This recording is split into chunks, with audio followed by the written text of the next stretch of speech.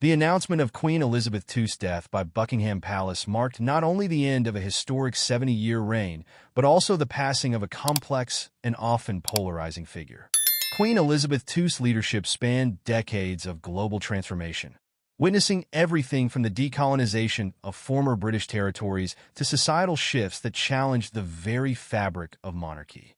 The Queen's passing left a nation and a Commonwealth in mourning.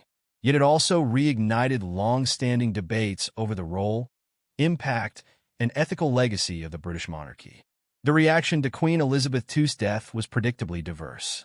For many, she represented an enduring symbol of stability and duty, a figure who weathered wars, social upheaval, and countless political crises with stoic resolve. Across the UK, tributes poured in, from solemn moments at memorials to the hundreds of thousands who lined up to pay their respects at her lying-in state. However, behind the mourning and praise, a chorus of critical voices began to rise, calling attention to the darker aspects of the monarchy's historical legacy.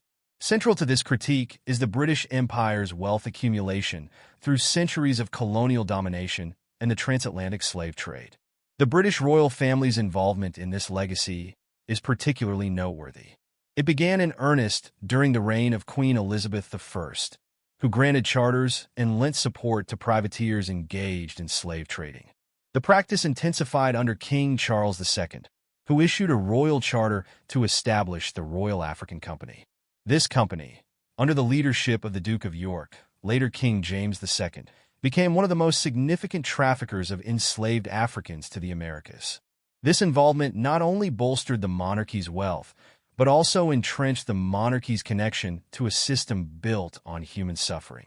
The Royal African Company's operations were vast, responsible for transporting more enslaved people across the Atlantic than any other single organization during its peak. The profits derived from this brutal trade were used to enrich the monarchy and bolster Britain's economic standing as a global power. The consequences of these actions reverberated through generations, leaving an indelible mark on the collective memory of affected nations and their descendants. Even today, the monarchy's significant wealth, estimated at $28 billion, is scrutinized as a direct legacy of these historical practices. Critics point out that while Britain officially abolished slavery in 1833, it did so in a manner that favored the enslavers. The Slavery Abolition Act compensated slave owners for their loss of property to the tune of £20 million, a sum so large that the British government only finished repaying this debt in 2015. Taxpayers, including descendants of the enslaved, shouldered this financial burden for nearly 2 centuries, underscoring the monarchy's complicity in maintaining structures of systemic inequality long after abolition. Queen Elizabeth II herself did not escape public scrutiny regarding the wealth she managed. Investigations revealed that the late monarch lobbied to influence the publication of legislation to keep her personal wealth private. This discovery intensified debates about the monarchy's unique privileges, including exemptions from certain taxes like inheritance tax. Such revelations sparked outrage, especially as the public continued to bear the costs of maintaining royal estates and funding extensive renovations. For example, the multi-million-pound refurbishment of Buckingham Palace and other properties remains taxpayer-funded, even amid calls for more accountability and financial transparency. In recent years, the conversation surrounding reparations for slavery has gained traction. Leaders and activists from former British colonies, particularly in the Caribbean, have become more vocal in their demands for acknowledgement and compensation. The estimated compensation Britain might owe in reparations runs into trillions of dollars, reflecting centuries of exploitation and generational harm. This push for reparative justice is not just symbolic. It is an attempt to redress profound economic and social imbalances created by colonial rule and maintained by subsequent policies. The legacy of these demands became especially visible during a royal tour of the Caribbean by Prince William and Princess Kate. The couple faced vocal protests and demonstrations, with many expressing frustration at the monarchy's reluctance to confront its historical wrongs. Placards bearing slogans such as "Apologize Now" and "Reparations Now" were common sights, encapsulating the growing discontent with the monarchy's lack of a meaningful response. Despite being met with pointed questions about Britain's colonial past, Prince William's acknowledgement of sorrow for slavery fell short of the apology many sought. This tepid response only fueled suspicions that the royal family prefers symbolic gestures over concrete action. The death of Queen Elizabeth II also set the stage for King Charles III to inherit not only the crown, but the burdens of history that come with it. His ascension brought with it questions about whether he would address these historical wrongs head-on.